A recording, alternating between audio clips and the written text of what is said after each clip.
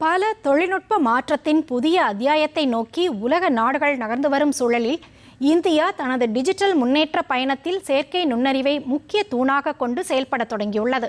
புதுதில்லியில் நடைபெற்ற செயற்கை நுண்ணறிவு தாக்க உச்சி மாநாடு மக்கள் மத்தியில் ஏற்படுத்திய தாக்கம் குறித்தும் அதனால் மக்கள் அடையப்போகும் நன்மைகள் குறித்தும் இந்த செய்தி தொகுப்பில் பார்க்கலாம். செயற்கை நுண்ணறிவு இல்லாத துறைகளை விரல் விட்டு எண்ணக்கூடிய காலம் வெகு தொலைவில் இல்லை என்றே கூறலாம். புதுதில்லியில் நடைபெற்ற செயற்கை நுண்ணறிவு தாக்க உச்சி மாநாடு உலகளாவிய நிபுணர்கள், கொள்கை வடிவமைப்பாளர்கள், தொழில்நுட்ப நிறுவனங்கள் ஆகியவற்றை ஒரே மேடையில் ஒன்றிணைத்து AI வளர்ச்சியின் வாய்ப்புகள் மற்றும் சவால்களை விரிவாக தெரிந்து கொள்ள வழிவகுத்துள்ளது.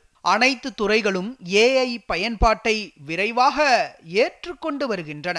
குறிப்பாக மருத்துவம், வேளாண்மை, கல்வி, பாதுகாப்பு, வணிகம் போன்ற துறைகளில் செயற்கை நுண்ணறிவு வழங்கும் தீர்வுகள் செயல்திறனை உயர்த்துவதோடு மனித வளத்தின் பயன்பாட்டையும் மறுசீரமைத்து வருகின்றன. அந்த வகையில் மனிதர்களுக்கு எடுக்கப்படும் எக்ஸ்ரே படங்களை செயற்கை நுண்ணறிவு அடிப்படையிலான செயலியில் பதிவேற்றம் செய்தால் சில நிமிடங்களுக்குள் துல்லியமான மருத்துவ அறிக்கையை வழங்கும் தொழில்நுட்பம் தற்போது அறிமுகமாகியுள்ளது. இதன் மூலம் மருத்துவ செலவுகள் குறைவதோடு நோயாளிகள் நீண்ட நேரம் காத்திருக்க வேண்டிய அவசியமும் குறைகிறது. குறிப்பாக கிராமப்புறங்கள் மற்றும் மருத்துவர்கள் குறைவாக உள்ள பகுதிகளில் இத்தகைய தொழில்நுட்பம் பெரும் மாற்றத்தை ஏற்படுத்தும் என எதிர்பார்க்கப்படுகிறது. இது குறித்து கூறுகிறார் தில்லி AI உச்சி மாநாட்டில் கலந்து கொண்ட இத்தொடக்க நிறுவனத்தின் இணை நிறுவனர் அன்புராஜன். இது ஒரு பெரிய ஒரு ஆப்பர்ச்சுனிட்டி. இந்த உச்சி மாநாடு ஒரு பெரிய ஆப்பர்ச்சுனிட்டி எங்களுக்கு கிடைச்சது. அதுவும் இந்தியாவில் நடந்ததுங்கிறது ஒரு பெரிய விஷயம். இது கற்பனைக்கு எட்டாத ஒரு பெரிய உச்சி மாநாடு நடந்தது. அது டெல்லியில் நடந்தது. அதில் எங்களால் பார்ட்டிசிபேட் பண்ண முடிஞ்சதுங்கிறது ஒரு பெரிய கொடுப்பினை எங்களுக்கு.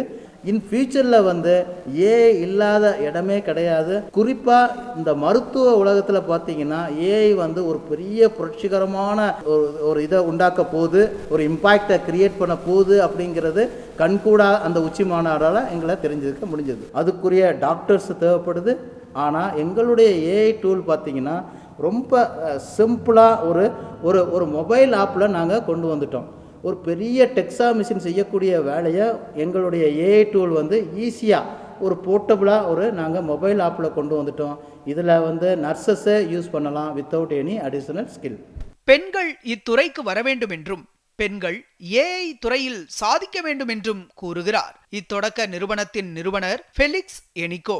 ஆஸ் அ விமன் ஆண்டர்ப்ரனராக இந்த AI ஃபீல்டில் என்னால் இவ்வளோ சாதிக்க முடிஞ்சதுன்னா அதுக்கு முக்கிய காரணம் மத்திய அரசு மற்றும் மாநில அரசுடைய ஃபண்ட்ஸ் அண்ட் கிராண்ட்ஸ் தான். ஸோ விமன்ஸ் இதெல்லாம் மகளிராகிய நீங்கள் இதெல்லாம் எக்ஸ்ப்ளோர் பண்ணி இதன் மூலமாக எக்ஸ்ப்ளோர் பண்ணி இதுவும் குறிப்பாக AI டெக்னாலஜி எல்லா ஃபீல்ட்லையுமே வந்திருக்கு. பார்த்தீங்கன்னா ஸ்போர்ட்ஸு, எஜுகேஷன், ஹெல்த் கேர், இது மாதிரி எல்லா துறையிலுமே AI வந்திருக்கு. ஸோ பெண்களாக நீங்களும் என்ன மாதிரி நான் இந்த ஹெல்த் கேரில் எக்ஸ்ப்ளோர் பண்ண மாதிரி இதே மாதிரி ஹெல்த் கேர் மற்ற ஃபீல்டையும் நீங்கள் எக்ஸ்ப்ளோர் பண்ணி நீங்கள் இதில் சிறந்து விளங்க முடியும்.